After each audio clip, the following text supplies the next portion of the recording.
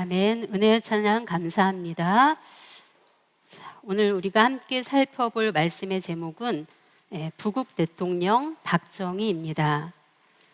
오늘 사회자 목사님께서 봉독해 주신 성경을 볼 때 이 본문은 하나님께서 세우실 선한 왕, 바로 솔로몬의 통치를 통해서 나라가 평화를 이루고 또 번영을 이룰 것을 노래한 말씀입니다.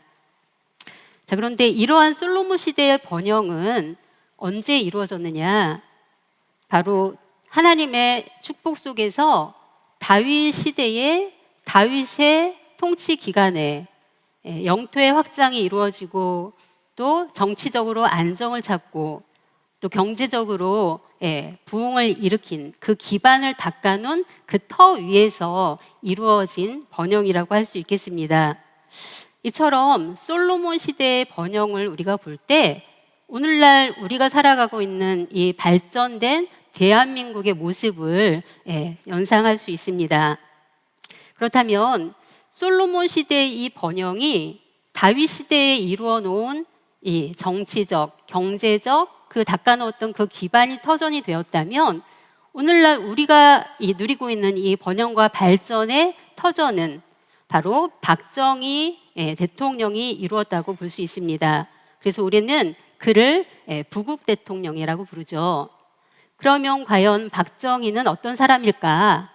인간 박정희 그리고 대통령 박정희에 대해서 오늘 우리 이 시간 역사적 사실에 근거해서 살펴보도록 하겠습니다. 첫 번째로 당시에는 우리나라가 8.15 해방 이후 얼마 되지 않은 시기였기 때문에 이념적으로, 정치적으로, 경제적으로 굉장히 혼란스럽고 힘든 시기였죠. 이러한 시기에 박정희는 군인의 신분이었습니다.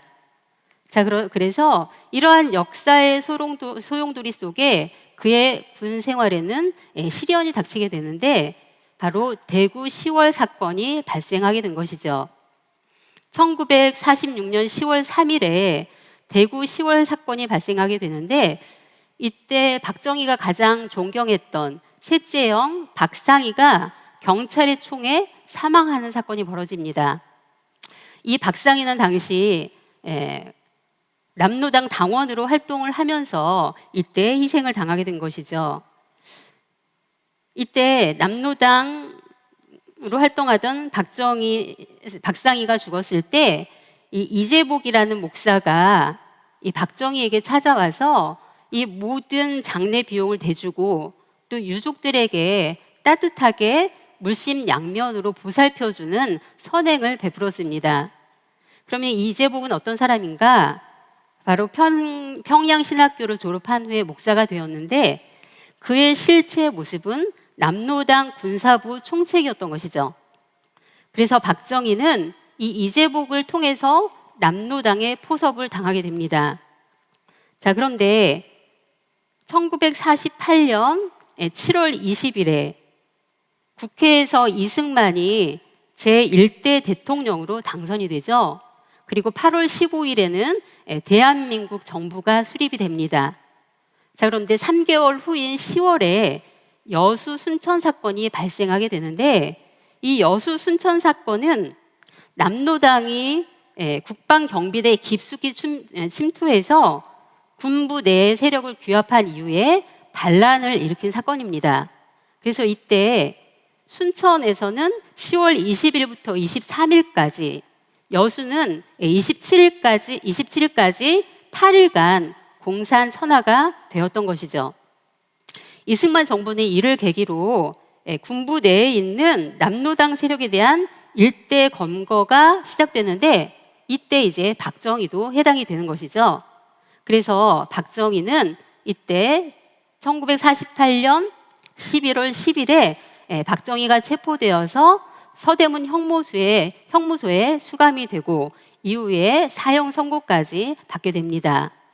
자, 그런데 이때 박정희의 사면을 위해서 노력한 사람이 있었는데 그는 누구냐 하면 박정희가 조선 경비사관학교에 있을 때 2기 동기생이었던 김안일이라는 방첩과장과 또 백선엽 정보국장의 그의 사면을 위해서 노력을 했습니다.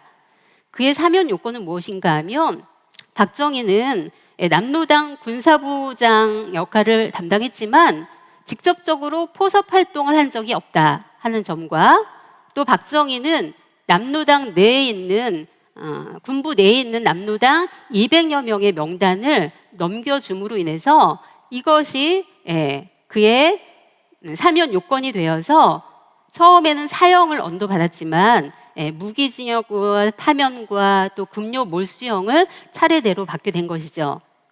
그리고 이때부터 이제 군인의 신분, 현역 군인이 아니라 민간인의 신분으로 전투 정보과장의 전투 정보과에서 근무하게 됩니다. 자, 그런데 이때 1950년 6월 25일에 무슨 일이 벌어지죠?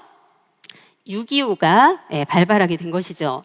그래서 그해 1950년 9월 14일에는 박정희가 육군본부 전투정보과장으로 복귀를 하게 됩니다. 그리고 9월 15일에는 육군본부 수송 지휘를 맡아서 중령으로 진급을 하게 되는 것이죠. 이렇듯 박정희는 군 소속이었어요. 그러한 그가 철저한 반공 대통령이 됩니다. 그것은 당시 상황을 살펴보면 이승만 대통령이 대한민국의 초대 대통령으로 뽑히면서 이때는 남북으로 이념적 그런 사상이 가장 혼란한 시기였고 또 경제적으로는 아무런 기반이 없는 아주 가난한 그러한 나라였죠.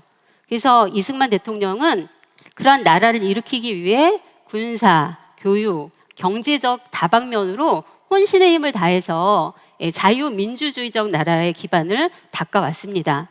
그러나 1950년에 6.25 전쟁이 발발하고 그 6.25 전쟁 직후에는 남한이 또다시 빈털터리가 되고 가장 비참해진 것은 국민들이었습니다.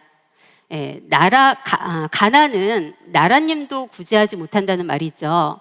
그래서 이때 국민들의 배고픔은 그 누구도 해결해 주지 못하는 상황이었던 것이죠. 그러한 때에 1960년 4월 26일에 3.15 부정선거 사건이 터집니다. 그래서 4월 26일에 이승만 대통령이 하야를 선포하고 이후부터는 이제 장면 내각으로 들어서게 되는데 국민들의 기대 속에서 시작된 이 장면 내각에 대한 국민들의 반응은 너무나 무능하다. 그래서 국민들로부터 손가락질 당하는 상황이었고 나라적으로는 그리고 사회의 불안이 극에 달하는 상황이었습니다. 그래서 시민들뿐만이 아니라 군부 내에서도 불만은 점점 커져가고 있을 때였죠. 그래서 군 내에 있는 장교들은 모일 때마다 무력혁명도 고려해야 한다는 소리가 높아졌습니다.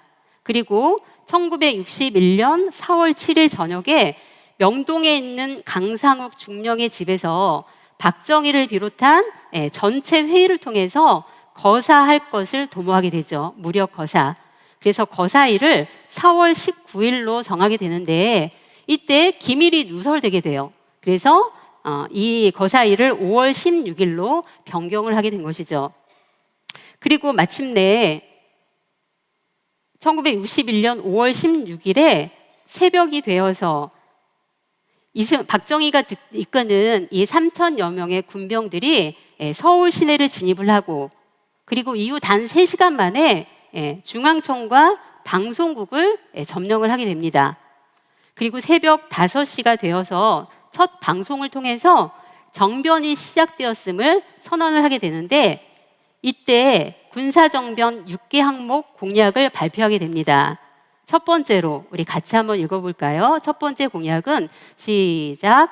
반공을 국시의 제1의로 삼고 지금까지 형식적이고 구호에만 그친 반공태세를 재정비 강화한다. 두 번째, 국민헌장을 미국을 위시한 자유우방국가의 유대를 더욱 공고히 한다. 셋째, 이 나라 사회의 모든 부패와 구악을 일소하고 퇴폐한 국민 도의와 민족 정기를 바로잡기 위해 청렴한 기품을 진작시킨다. 넷째, 절망과 기아 현상에서 허덕이는 민생고를 시급히 해결하고 국가 자주 경제 재건의 총력을 경주한다.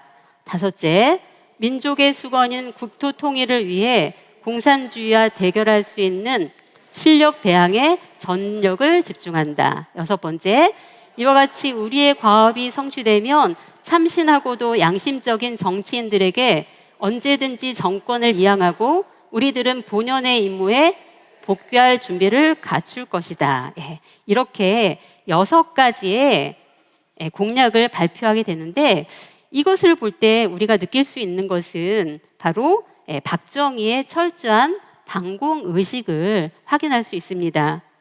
이렇게 군인이었던 군인 박정희 소장은 5월 16일 군사정변을 주도하면서 국가재건 최고의 의장이 됩니다. 그러나 이후에 1963년 10월 15일에 민주공화당을 창당을 하고 총선을 치렀는데, 이때 5대 대통령으로 당선이 되죠. 당시 유권자의 수를 보면 약 1298만 5천 명 중에서 그가 차지한 득표율은 85%에 달했습니다. 이 85%라는 이 수치는 국민들의 절대 지지를 얻고 대통령이 되었다는 사실이죠. 이후에 박정희 대통령은 제5대부터 9대 대통령까지, 그래서 1963년부터 1979년까지 대통령을 역임하게 되는데요. 이처럼 17년이라는 최장기 대통령을 역임하면서 그가 한 일은 무엇일까요? 우리가 당시 어떤 모습, 사회가 어떤 모습이었는지 먼저 보면요.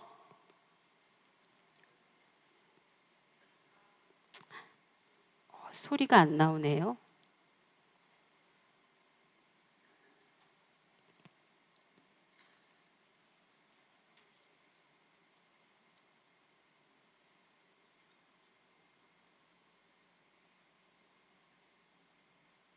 죄송합니다. 잠깐만요.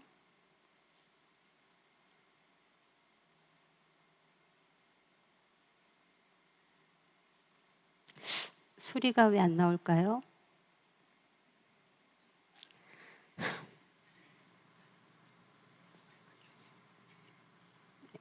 스피커 켰는데.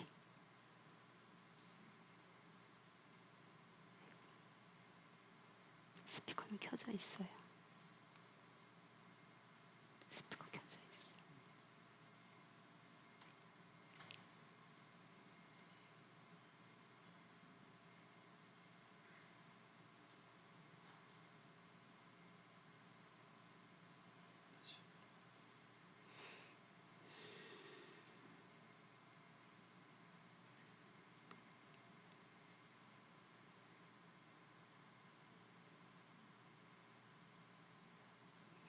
죄송합니다. 이 소리가 나와야지 전달이 되는데 소리 안 돼요?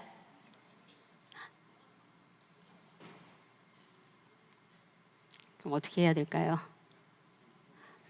네, 죄송합니다. 자,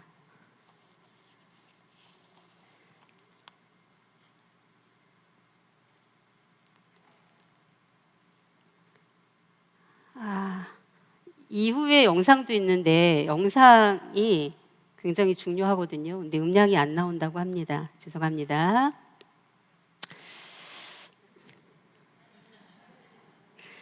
배고픔 그 절망 속에서 이렇게 우리 국민들이 살아가고 있었습니다.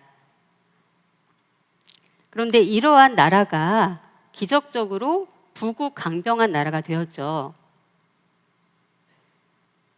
오늘날 대한민국을 볼 때 너무나 잘 살고 잘 먹고 누리는 나라가 되었습니다. 그렇다면 이러한 가난하고 어려웠던 이 나라의 부국, 이 부국은 언제부터 시작되었을까 살펴보면 첫 번째로 서독으로 우리 국민들을 파견할 때부터입니다. 그때 광부와 간호사를 파견하게 되는데 이것이 조국 근대화의 시발점이 되었던 것이죠. 당시는 군사정변 직후이기 때문에 미국에서는 박정희 대통령을 인정하지 않아서 우리에게 주고 있던 원조가 끊긴 상태였습니다. 그래서 가난한 한국에 돈을 빌려준 나라는 이 지구상에 아무 데도 없었죠. 그래서 이 박정희 대통령은 지푸라기라도 잡는 심정으로 라인강의 기적이라고 불리는 그런 눈부신 경제를 일으킨 독일, 당시의 서독을 방문하게 되는데, 서독을 찾은 박정희 대통령은 서독 국회에서 이렇게 연설을 했다고 합니다. 돈 좀 빌려주세요. 여러분의 나라처럼 한국은 지금 공산주의와 싸우고 있습니다. 한국이 공산주의들과 대결해서 이기려면 반드시 경제를 일으켜야 합니다. 여러분들이 빌려주는 그 돈은 반드시 갚겠습니다. 공산주의자들을 이길 수 있도록 돈 좀 빌려주세요. 이렇게 한 나라의 대통령이 눈물 어린 호소로 독일을 감동시켰습니다. 그래서 독일에서는 대한민국에서 광부와 간호사를 보내줄 것을 약속받고 차관을 빌려주게 되는 것이죠. 그래서 1963년 12월 11일에 서독 파견이 시작되는데, 이때 차관으로 받은 금액이 1억 4천만 마르크, 약 5천만 달러에 이릅니다. 이렇게 파견된 광부들은 지하 좁은 갱 속에서 땀이 비 오듯 흘리는 힘든 상황 속에서도 눈물을 참아가면서 일을 했습니다. 그들이 일하는 곳은 막장이라고 하죠. 우리 인생 막자라고 할 때 더 이상 내려갈 곳이 없는 어려운 지경을 말하는데, 이 탄광 막장이라는 곳이 갱도의 가장 안쪽을 말해요. 그래서 더 이상 채굴할 공간이 없는 막다른 곳인데, 이러한 곳에서 우리 광부들이 일했던 것이죠. 그러면 이 막장에서 1m를 파 내려갈 때 그들이 받았던 돈은 얼마일까요? 4에서 5 마르크라고 합니다. 우리 오늘날 환율로 한화 822원 정도 되는 금액을 받고 일을 했다고 합니다. 또한 우리나라에서 간 간호사들은 처음 맡은 일이 알코올을 묻힌 그 솜, 거즈를 통해서 딱딱하게 굳은 시체를 닦는 일을 했다고 합니다. 이 모든 일들이 결코 쉬운 일이 아니었죠. 이들이 이렇게 어렵게 눈물과 땀을 흘리면서 참아낸 이 1년 후에 1946년 12월 10일 오전에 박정희 대통령과 유경수 여사가 서독 함보른 탄광회사를 방문을 하게 됩니다. 이때 신사복을 입은 500여 명의 광부들과 색종 저고리를 입은 한복을 입은 간호사들이 도열을 해서 이 두 내외를 환영했다고 하죠. 이때 박정희 대통령과 유경수 여사가 단상에 오를 때 우리나라의 애국가가 시작이 되었습니다. 애국가 연주가 시작이 되었는데, 그 당시에 나왔던 신문의 기사죠. 뭐라고 기록되어 있습니까? 박정희 대통령 우리 광부들 방문, 감동 속에 목청다의 애국가 봉창. 그들은 대통령을 만나자 목청을 다해서 애국가를 부르기 시작했습니다. 자, 그런데 애국가를 부르는 그 합창 소리는 어느 대목에서는 점점 가사보다는 눈물 섞인 목맨 소리만 들려왔다고 합니다. 그리고 마지막 부분인 대한 사람 대안으로 길이 보전하세, 이 부분에서는 노랫소리가 아닌 울음소리가 가사를 대신했다고 합니다. 이렇게 그들이 희생하고, 잠시만요.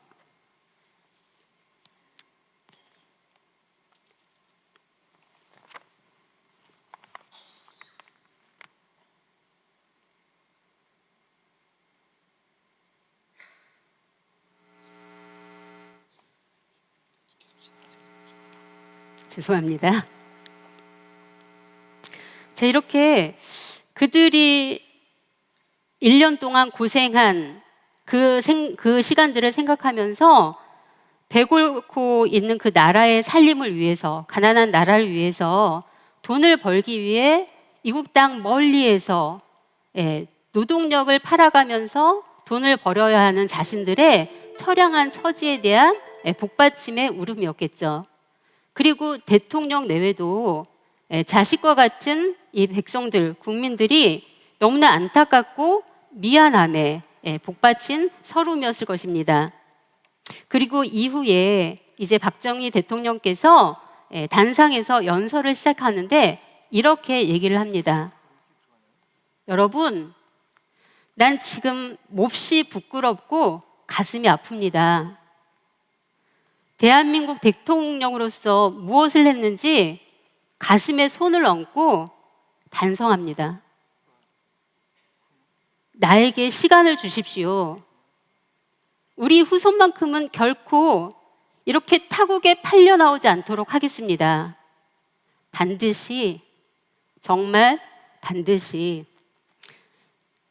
이렇게 할 말은 더 많았지만 박정희 대통령은 더 이상 말을 잇지 못하고 대통령의 신분도 잊은 채 광부들과 간호사들과 함께 소리 높여 울었다고 합니다. 우리의 뒤돌아보면 우리의 가슴 아픈 과거이기도 한데요.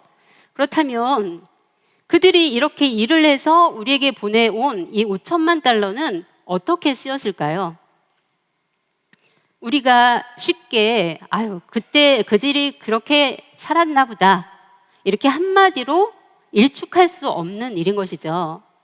왜냐하면 그들이 보내온 이 5천만 달러를 통해서 매년 우리 경제를 책임지는 원동력이 되었기 때문이에요. 그리고 우리 국민들이 소비하고 저축하고 다시 생산할 수 있는 그런 살림 미천이 되었던 것이죠. 더욱이 나라적으로는 경제 개발을 위한 소중하고 귀한 종잣돈으로 쓰일 수 있었습니다. 두 번째로, 이렇게 가난했던 나라의 부국 언제 시작되었는가? 두 번째는 대한민국을 살릴 동맥을 뚫기 시작한 때부터입니다. 박정희 대통령이 독일을 방문할 당시에 본에서 쾰른에 이르는 약 20m 구간을 자동차로 달리고 있을 때였습니다. 바로 아우토반이죠. 음성 되나요? 임자, 이 길이 아우토반이라고 했나? 예, 카카. 차들이 멈추지 않고 달릴 수 있는 독일식 고속도로입니다. 에르하르트 총리 말로는 이 길이 독일을 살린 동맥이라고 하던데 사실인가? 그렇습니다, 카카. 공업지대와 항구, 도시와 농촌을 하루길로 연결해서 모든 산업이 융성하게 되는 것입니다. 그렇구만. 고속도로란 말이지. 박정희 대통령은 그렇게 아우토반을 달리는 차 안에서 고속도로가 동맥처럼 연결된 대한민국의 국토 대개발의 밑그림을 그렸던 것이죠. 그리고 그것은 바로 경부 고속도로였습니다. 1968년 2월 1일 경부 고속도로 건설에 돌입하게 됩니다. 자, 그런데 난관에 봉착하게 되죠. 당시 야당이었던 김대중, 김영삼을 비롯한 야당 의원들과 또 지식인들의 반대에 부딪히게 됩니다.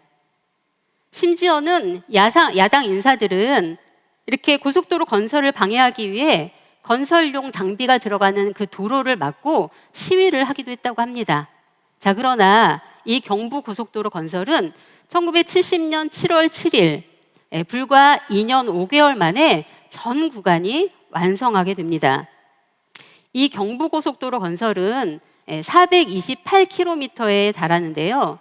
그 건설 비용은 429억 원, 선진국 기준으로 약 5분의 1 투자로 건설을 했습니다. 그래서 세계에서 제일 싼 건설비로 가장 짧은 기간인 2월 5개월 만에 그것도 우리의 기술진으로 완성을 한 도로가 되겠습니다.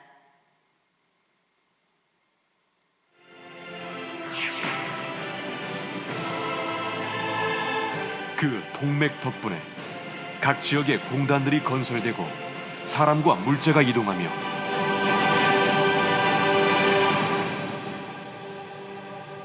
세계 시장을 선도하고 스스로의 무기로 자주국방을 이루는 부국 강병 대한민국이 탄생한 것이다.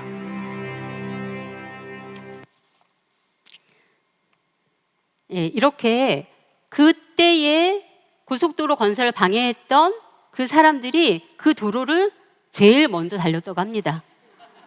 그리고 그 도로 위에서 우리의 경제 발전을 위해 힘차게 달리고 있는 줄 믿습니다.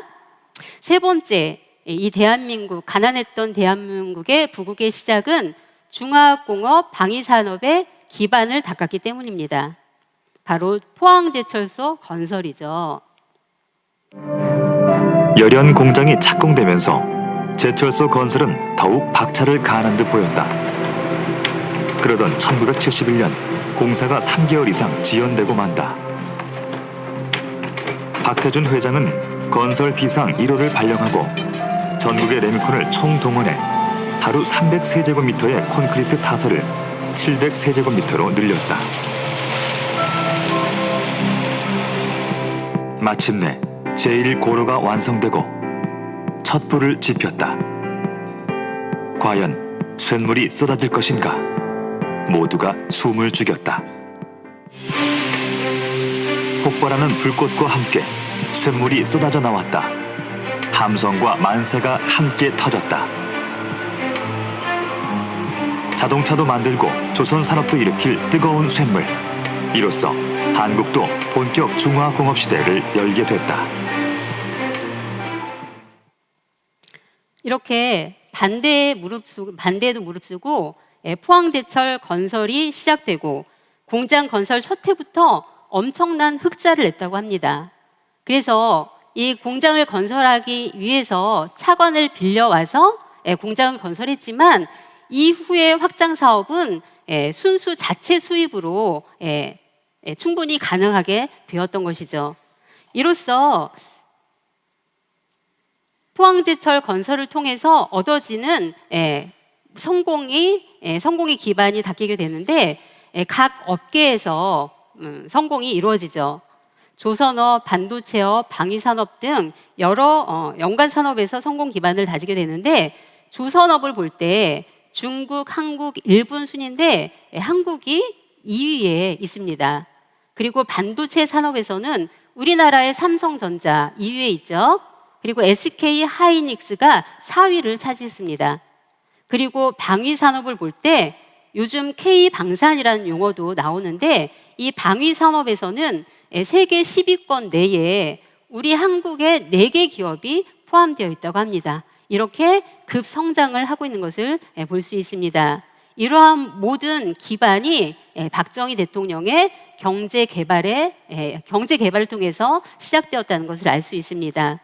또한 네 번째로는 새마을 운동, 우리가 잊을 수 없죠. 새마을 운동, 새마음 운동이라고도 부르는데 이 새마을 운동은 우리 스스로의 힘으로 가난을 몰아내고 잘 산 나라를 만들기 위해서 전 국민이 함께 참여한 범국민적 운동이었습니다.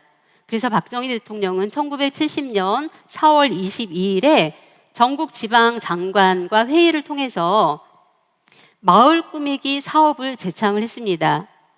여기에서 새마을 꾸미기 운동이 시작된 것이죠.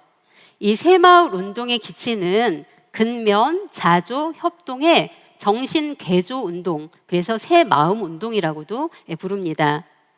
이렇게 시작된 새마을 운동은 1970년 5월 6일에 새마을 운동 추진 방안이 수립되면서 그 첫 단계로 농촌 환경 정비 사업을 시작했습니다.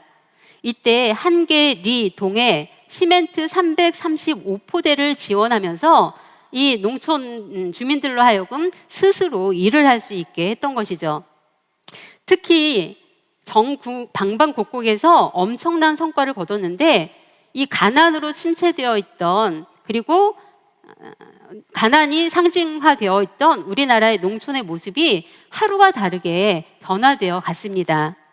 그래서 새마을 운동이 시작된 지 얼마 안 됐을 때 매월 1일은 새마을의 날이라고 해서 전 주민들이 모여서 도로도 땅도 파고 도로도 만들고 그래서 10년이 채 안 된 짧은 시간 안에 세월 안에 좁고 삐뚤빼뚤했던 그 촌길의 옛 모습은 사라지고 다리를 이렇게 고든 도로가 세워지고 그다음에 다리를 재건설하고 또 개천도 다시 정비를 했죠. 그래서 당시 집들은 낮은 초가 지붕들이 대부분이었는데 이후에 초가 지붕 대신 슬러브와 또 이렇게 기와가 올라가서 모든 집들이 반듯하고 예쁘게 단장이 되어져 갔습니다. 이 외에도 당시에 공동 우물과 공동 수도가 건설이 되고 또 각 마을마다 전기가 공급되었다고 합니다. 그래서 이것을 통해서 우리가 볼 때 당시 가난의 대표였던 이 한국이 우리 농민들의 땀 흘려 일한 그 보람으로 농민 소득이 올라가고 그 생산이 획기적으로 증대가 되었어요. 그래서 처음으로 쌀의 자급이 이루어지고 남은 것은 수출하기도 했다고 합니다. 이렇듯 박정희 대통령은 산업화만 이룬 것이 아니라 가난했던 우리 농촌까지도 먹고 살만한 곳으로 만들어 주었죠. 그리고 이 새마을 운동은 현재 이제 전 세계적으로 미개발국에서 롤모델로 이렇게 도용해서 활용하고 있다고 합니다. 자, 그렇다면 결론적으로 이렇게 지금까지 살펴본 부국 대통령 박정희가 써내려간 대한민국의 새 역사는 어떠한 것이었습니까?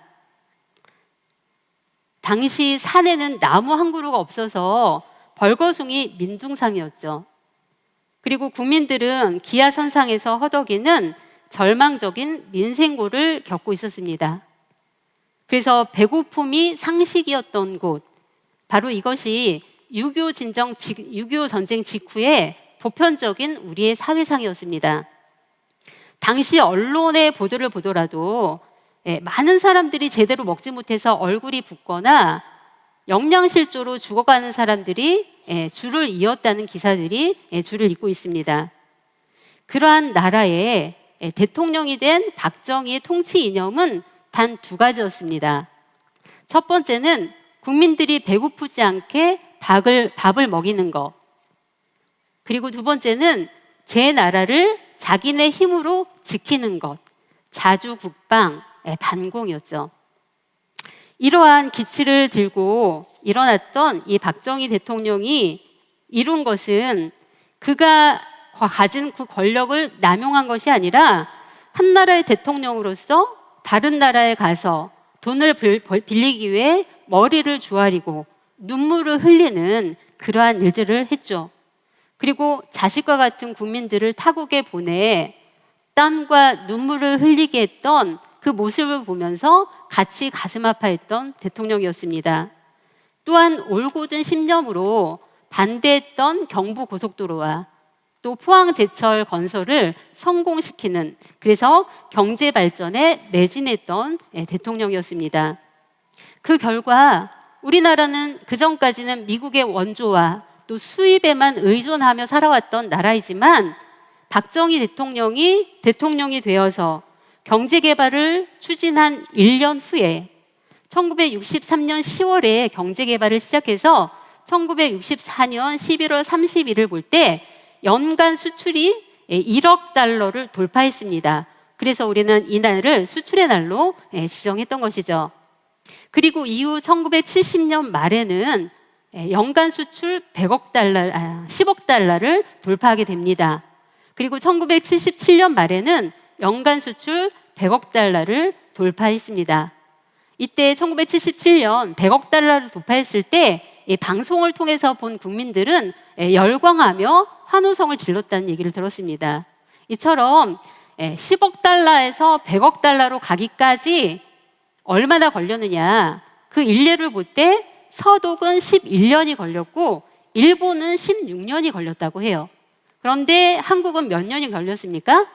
70년에서 77년까지 단 7년 안에 이 어마어마한 업적을 이룬 것이죠. 그리고 세계개발은행 IBRD에서 발표한 1961년도에 한국과 북한을 비교한 수치를 볼 때 1961년도 1인당 국민소득 한국은 82달러에 있습니다. 이것은 세계 독립국가 125개국 중 101번째, 101위에 해당이 하죠. 이것은 당시 방글라데시나 우간다, 에티오피아 수준이었다고 합니다. 그런데 북한을 볼 때 1인당 국민소득이 얼마예요? 320달러. 그래서 세계 125개국 중 50위에 해당합니다. 그러니까 당시 북한이 우리나라의 배나 우위한 것을 볼 수 있죠. 자, 그런데 2015년 북한에서 발표한 통계 지표를 보면 명목 국민 총소득 GNI라고 하는데요. 대한민국이 1,496조 6천억 원, 북한은 얼마예요? 34조 2,360억 원으로 이 대한민국의 44분의 1 수준에 이르렀습니다. 그리고 1인당 국민 총소득, 우리가 한 사람이 벌어들일 수 있는 총소득은 대한민국은 2,968만 원이에요. 그런데 북한을 볼 때 139만 원밖에 되지 않죠. 이 또한 대한민국의 21분의 1밖에 해당이 되지 않습니다. 자, 한마디로 어마어마하게 대한민국이 성장, 눈부시게 발전을 이뤘다, 이런 뜻이 되겠죠. 그래서 우리가 1970년대까지만 해도 북한이 훨씬 잘 살았습니다. 그러나 그렇게도 가난했던 나라, 미국의 외교 전문지에도 이렇게 실었어요. 한국에서 경제적 기적이 일어날 가능성은 없다. 자, 그런데 그러한 나라가 수출 대한민국이라는 수출 선진을 이루는 그러한 나라가 되었던 것이죠.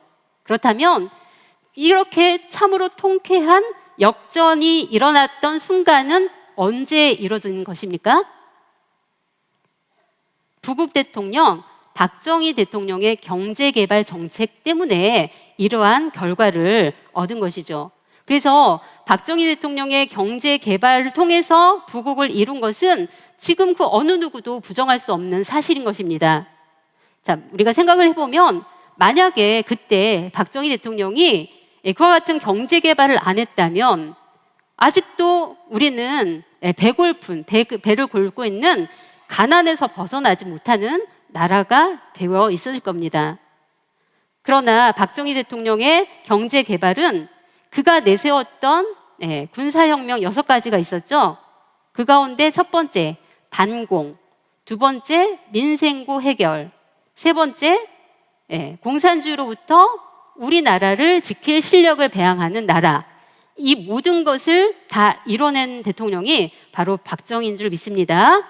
그래서 이렇게 박정희 대통령 경제 개발을 이뤘기 때문에 오늘날 국민들이 다른 생각하지 않고 민주주의 할 수 있게 했던 것이고, 우리나라가 5,000년 역사를 이어오면서 그 누구도 가난을 해결해 주지 못했지만 이 박정희 대통령의 경제 개발을 통해서 이 먹는 문제를 단 50년 만에 해결해 준 대통령이 누굽니까? 박정희 대통령. 그러나 이것 또한 하나님의 은혜인 줄 믿습니다. 왜냐하면 하나님께서 이 대한민국을 먹고 살 수 있는 나라가 되어야 했기 때문이에요. 왜 그럴까요? 이 대한민국이 먹고 살 수 있는 나라가 되어야지 세계 선교를 통해서 뭐합니까?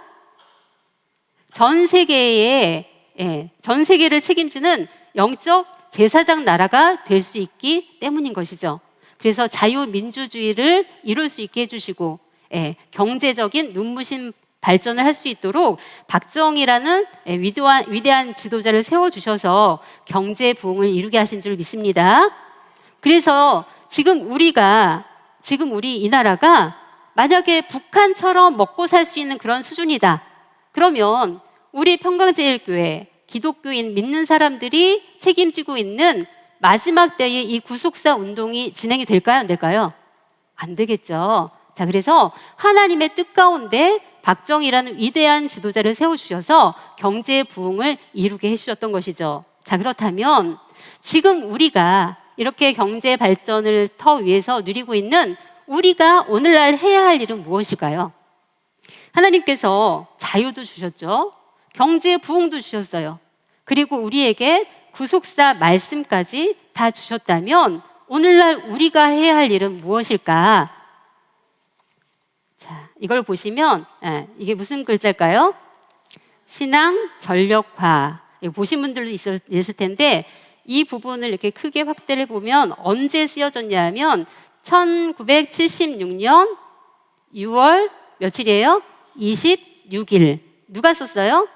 대통령 박정희. 예, 박정희 대통령께서 원로 목사님에게 친필로 써주셨어요.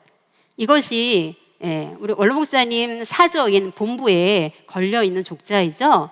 이것은 1976년 6월 26일에 박정희 대통령께서 우리 원로 목사님에게 친필로 써주셨는데 이 박정희 대통령과 우리 원로 목사님 박아브라함 목사님은 6.25 때에 군에서 인연을 맺고 친분을 이어오다가 박정희 대통령께서 원로 목사님에게 같이 일해보자는 제안을 하셨다고 합니다.